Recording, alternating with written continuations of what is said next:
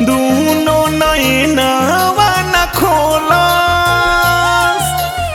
हे माई पापा के गाँव में बोलना। पापा काहे कुछु नहीं बोलस,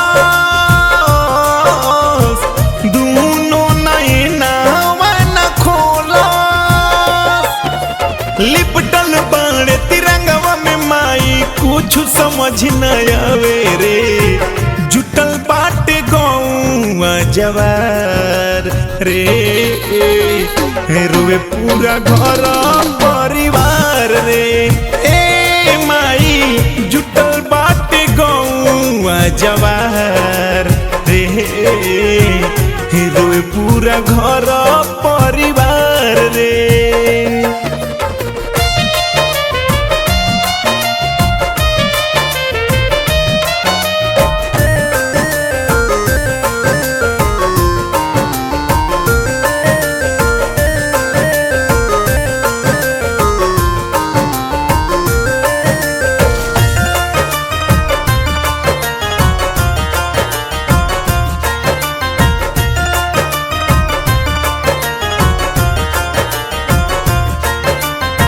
सांस हई रुकल बाटे, पलक दुनो झुकल बाटे।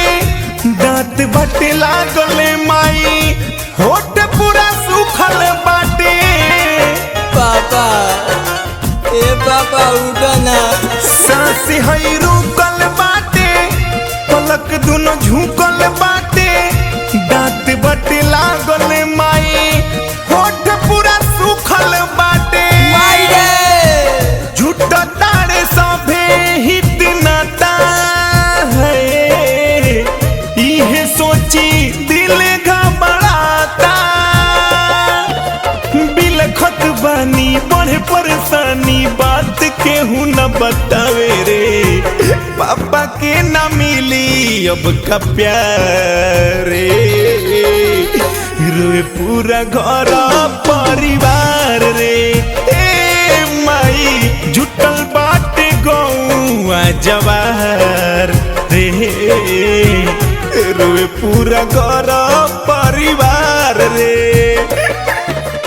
एंगल म्यूजिक कुमार रमेश की प्रस्तुति।